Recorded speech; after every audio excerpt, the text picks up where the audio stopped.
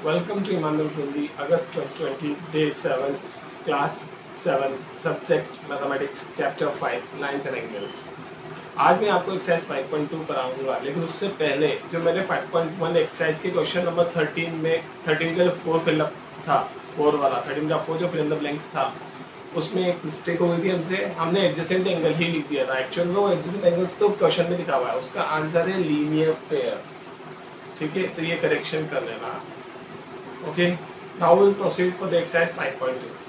5.2 को करने के लिए जो हमने बेसिक कंसेप्ट आपको समझाई थी डे 6 में एंगल्स के बारे में, वो एंगल्स पैरेलल लाइन से और ट्रांसवर्सल से जो एंगल्स बनते हैं वो, तो थोड़ा सा एक बार ब्रीफ बता देता हूँ कि करस्पॉन्डिंग एंगल्स बनते हैं, अल्टरनेट एंगल्स बनते हैं और वर्टिकल अपोजिट एंगल बनते हैं, IASST बनते हैं अगर लाइंस पैरेलल है तो।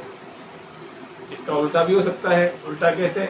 अगर आपको अल्टरनेट एंगल्स इक्वल दे रखे हैं तो लाइंस पैरेलल होंगी, अगर करस्पॉन्डिंग एंगल इक्वल दे रखे हैं तो भी लाइंस पैरेलल होंगी। इट मींस आपको अगर दो लाइन को पैरेलल प्रूव करना है तो उसके करस्पॉन्डिंग एंगल इक्वल प्रूव कर दो, अल्टरनेट एंगल्स इक्वल प्रूव कर दो, या उसके interior angle of same side of transversal का सम 180 बता दो, यानी IASST का सम 180 बता दो। उससे आपकी लाइंस क्या हो जाएंगी?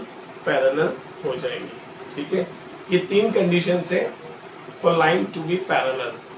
थ्री सफिशिएंट, तीनों में से कोई सी भी एक कर दो, एक कर दोगे उसी से लाइन क्या हो जाएगी? Parallel. Now let's proceed for the exercise 5.2। पहला क्वेश्चन है आपका, फिगर है आपके पास ये वाली। इस फिगर से रिलेटेड उसने आपसे कुछ क्वेश्चंस पूछे हैं। पहला क्वेश्चन पूछा उसने, if A parallel to B, अगर लाइन ए बी के पैरेलल है तो एंगल 1 इक्वल्स टू एंगल 5 होगा by which property? Angle 1 angle 5 के इक्वल होगा। कौन सी प्रॉपर्टी से? देखो साफ साफ दिख रहा है, एंगल 1 ये है और एंगल 5 ये है। कॉरस्पॉन्डिंग एंगल होने की वजह से आपस में क्या होंगे? इक्वल होंगे।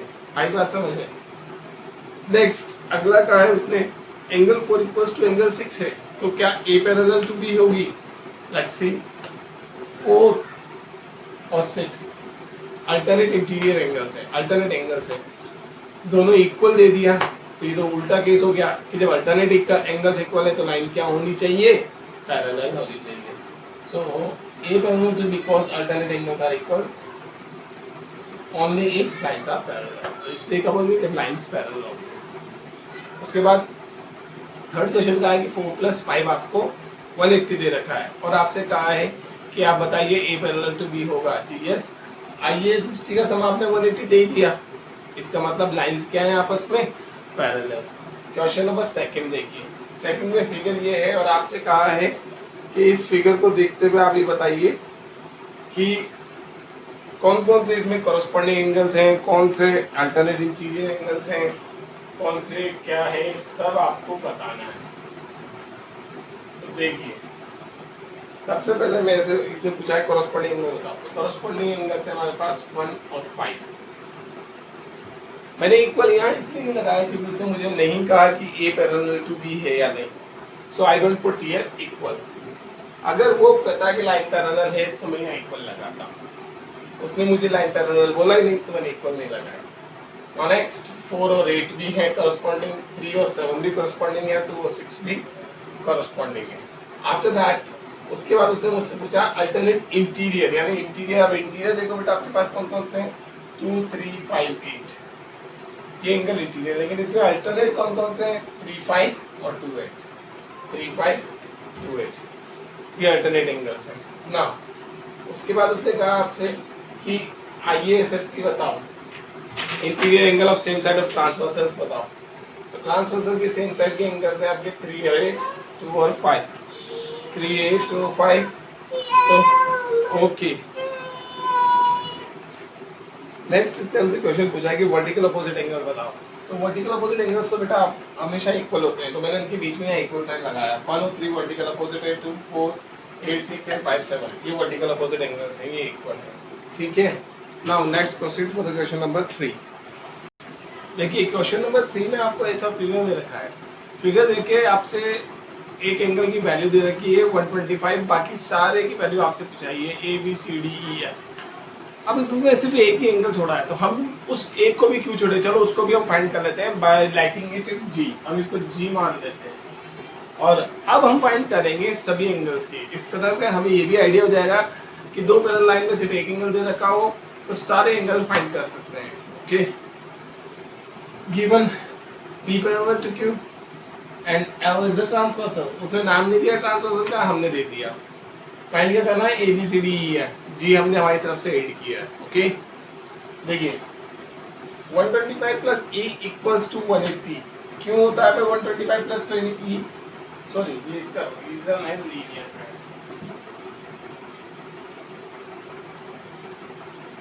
लीनियर पेयर की वजह से इन दोनों का सम 180 है। ओके, नाउ E कितना आया, 125 इधर शिफ्ट हो गया, माइनस हुआ 55। Okay, now E angle equals to 55 है। E किसके बराबर है, F के बराबर, वर्टिकल अपोजिट एंगल।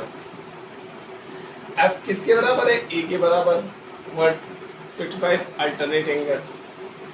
A किसके बराबर है, C again vertical opposite angle. B किसके बराबर है, 125 के, क्यों है, corresponding angle. D equals to B है, वही रीजन वर्टिकल अपोजिट एंगल। और G जो हमने सबसे लास्ट में मेंशन किया था वो भी कितना है, 125 वर्टिकल अपोजिट एंगल। सिंपल है, कोई हार्ड नहीं है बेटा, आसानी से देखना, इजीली आराम से होता है। अब कोई दूसरा मेथड लगा के फाइंड करना जाए तो हो सकता है। फॉर एग्जांपल जैसे कि मैं कह दूं कि एंगल D इक्वल्स टू 120, मतलब 125 equals to angle B alternate angle. G definitely हो सकता है, B यहाँ से नहीं आता, यहाँ से भी आ जाता। तो मैंने मेथड्स बहुत सारे हैं, बस लगाना सही है, आपको करेक्ट मेथड यूज करना है। ओके बेटा, समझ में आई। क्वेश्चन नंबर 4, यहाँ पे उसने L पैरेलल टू M दे रखा है, T ट्रांसवर्सल बोला हुआ है और आपसे कहा है कि X की वैल्यू फाइंड करो। तो X की वैल्यू फाइंड करने के लिए मैंने इस एंगल को लेट कर लिया A। 110 और A दोनों कोरस्पॉन्डिंग एंगल है, तो A की वैल्यू 110 हो गई। अब A plus X straight angle बोल दो, लीनियर पैरेलल बोल दो, दोनों ही सेम है, मैंने लीनियर पैरेलल बोल दिया।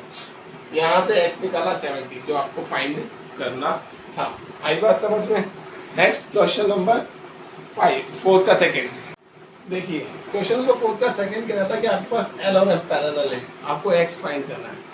बेटा ये एक चीज जो आपको दे रखा है, सीधा कंफ्यूज करने के लिए दे रखा है। कैसे, देखिए बहुत इजी है। आपको L और M देखना है और ये लाइन ट्रांसवर्सल है, यानी फिगर होगी ऐसी, और ये L M है और ये A है, तो ये एंगल्स अपने आप क्या हो गए, corresponding angles.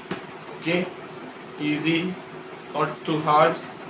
Now next question number 5। इसने कहा दो एंगल्स हैं ABC और DEF, इनकी आर्म्स आपस में पैरेलल है, यानी ये वाली आर्म इसके और ये वाली arm, AB parallel to DE, BC parallel to EF। आपको DGC फाइंड करना है और DEF फाइंड करना है। मैंने DGC को एक्सलेट किया और DEF को वायलेट कर दिया। अब हमें फाइंड करना है जब AB DE के पैरेलल है तो BC क्या हो जाएगी, हमारी ट्रांसवर्सल। ठीक है, तो इन that case figure would be like this, figure ऐसी दिखेगी हमें। ये दोनों लाइंस पैरेलल, AB और ये DE पैरेलल और BC वो transversal. 70 equals to X corresponding angle. Now अब आपने BC पैरेलल टू EF ये देखो, इसकी पोस्टमार्टम फिगर भी बना सकते हो आप, साइड में चाहो तो यहाँ देखना, इसकी फिगर ये देखो ऐसी, ये एंगल इसके इक्वल करस्पॉन्डिंग एंगल। आई बात समझ में।